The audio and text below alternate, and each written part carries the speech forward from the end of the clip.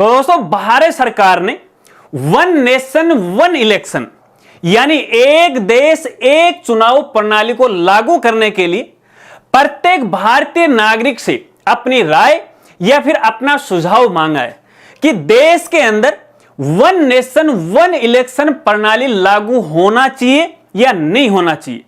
एक सच्चे भारतीय नागरिक होने के नाते आपको भी वन नेशन वन इलेक्शन पर अपनी राय सरकार तक जरूर पहुंचानी चाहिए।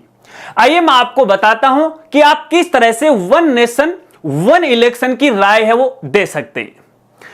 नमस्कार साथियों, मैं हूं आपका अपना साथी राजगुरु जी। तो दोस्तों वन नेशन वन इलेक्शन पर अपनी राय देने से पहले आपको इसके बारे में कुछ बेसिक जानकारी बताता हूं कि ये वन नेशन वन इलेक्शन ये लफड़ा क्या है, ये प्रणाली है क्या चीज। देखिए दोस्तों, इसका सीधा सीधा मतलब ये है कि जब एक देश है तो एक देश के अंदर केवल एक बार ही चुनाव होने चाहिए। आपको पता है कि अपने देश में हर साल चुनाव होते रहते हैं। कई बार विधानसभा के चुनाव होते हैं अलग अलग स्टेट के, कई बार लोकसभा के चुनाव होते हैं। तो ऐसे में यहां पे देश की सरकार पर चुनाव को लेके काफी खर्चा करना पड़ता है, चाहे वो पार्टी हो। तो फिलहाल अपने देश की जो वर्तमान सरकार है, अगर मैं सीधा सीधा कहूं मोदी सरकार है, देश के अंदर वन नेशन वन इलेक्शन प्रणाली को लागू करने की मुहिम छेड़ी है। और ये देखिए, अपने देश में पहली बार ऐसा नहीं हुआ है कि पहली बार मोदी सरकार ने इस प्रकार की व्यवस्था को शुरू करने के लिए है ये बात है वो कही है, नहीं। इससे पहले भी अपने देश में कई बार इस पर विचार किया जा चुका है, लेकिन किसी ने संज्ञान ही नहीं लिया।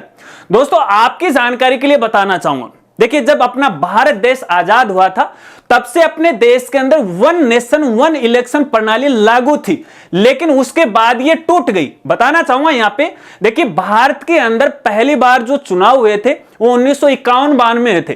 तो 1951-52 से लेके 1967 तक यहां पे अपने देश के अंदर वन नेशन वन इलेक्शन प्रणाली लागू थी।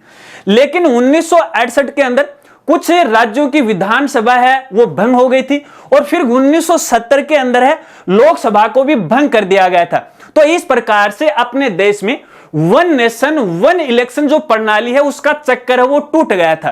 तो ऐसे में देश पर चुनाव को लेके काफी खर्चा हो रहा है। तो एक बार फिर से मोदी सरकार ने ये मुहिम है वो छेड़ी है, और इसके लिए नेशनल लेवल पर राष्ट्रीय स्तर पर एक कमेटी का गठन किया गया है जिसके अंदर 8 सदस्य हैं, और इस कमेटी को HLC बोला जा रहा है, यानी हाई लेवल कमेटी है, जिसके अंदर देश के जो राष्ट्रपति हैं वो अध्यक्ष हैं।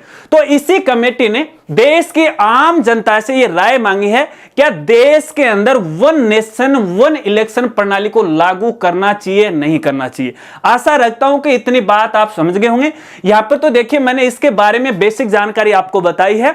वन नेशन वन इलेक्शन के बारे में हमारी एक अलग से वीडियो है जिसके अंदर मैंने टोटल जानकारी बताई है, ये मामला क्या है, इसके क्या फायदे हैं, इसके क्या नुकसान है, अगर इस प्रकार की प्रणाली को देश में लागू किया जाता है तो देश के सामने क्या क्या चुनौतियां आ सकती हैं। तो वीडियो आप जरूर देखिएगा, संबंधित वीडियो का लिंक आपको वीडियो के डिस्क्रिप्शन में वो मिल जाएगा। चलिए अब मैं आपको बताता हूं कि आप वन नेशन वन इलेक्शन पर अपनी प्रतिक्रिया कैसे दे सकते हैं। दोस्तों प्रतिक्रिया या फिर अपने सुझाव देने के 3 तरीके। पहला तरीका है ऑफलाइन, यानी आप बाय पोस्ट भी अपना सुझाव दे सकते हैं। अगर आप लेटर के द्वारा देश की सरकार को या इस कमेटी को सुझाव देना चाहते हैं तो जैसा कि आप स्क्रीन पे ये एड्रेस देख रहे हो, इस एड्रेस पे है अपनी राय आपको लिखनी है और पूरा आपका एड्रेस पता लिखना है और पोस्ट है वो कर देना। दूसरा तरीका है यहां पे ईमेल के जरिए, आप ईमेल के जरिए भी अपनी राय दे सकते हो। HLC@gov.in के ऊपर है, आप अपनी प्रतिक्रिया दे सकते हो। इसके अलावा तीसरा तरीका है ऑनलाइन तरीके से, यानी इनकी जो ऑफिशियल जो पोर्टल है वेबसाइट है उसके जरिए भी आप अपनी राय दे सकते हो। तो चलिए ऑनलाइन आप कैसे दे सकते हो वो प्रोसेस मैं आपको बताता हूं। देखिए सबसे पहले आपको वन नेशन वन इलेक्शन की जो ऑफिशियल वेबसाइट है जिसका एड्रेस या फिर जो URL है वो है one.gov.in, इस वेबसाइट पे आपको जाना है। कुछ इस तरह का इंटरफेस आपको यहां पे दिखाई देगा। अब उसके बाद सबसे लास्ट में आना है नीचे नीचे, यहां पे आपको देखने को मिलेगा प्रतिक्रिया। इस प्रतिक्रिया वाले ऑप्शन पे आपको यहां पे क्लिक करना है। जैसे आप इस पे क्लिक करोगे तो देखिए इस तरह से एक फोरम सा है ओपन होगा, जहां पर सबसे पहले आपको अपने बारे में जानकारी देनी है, अपनी उम्र आपको बतानी है, अपना स्टेट आपको बताना है, फिर इसको लेके आपकी क्या राय है, आपके क्या सुझाव है, 1000 वर्ड के अंदर है, आपको है इसके अंदर अपनी राय है वो बतानी है। 2 कॉलम आपको दिए गए हैं, अगर आपकी राय के जो वर्ड है वो कम पड़ जाते हैं तो दूसरे कॉलम की आप मदद ले सकते हैं। अपनी राय लिखने के बाद लास्ट में फाइनली आपको सबमिट करना है। अब जैसे आप सबमिट कर दोगे तो आपकी जो राय है भारत सरकार या संबंधित जो कमेटी है उसके पास वो पहुंच जाएगी और आपकी जो राय है उस पर विचार किया जाएगा।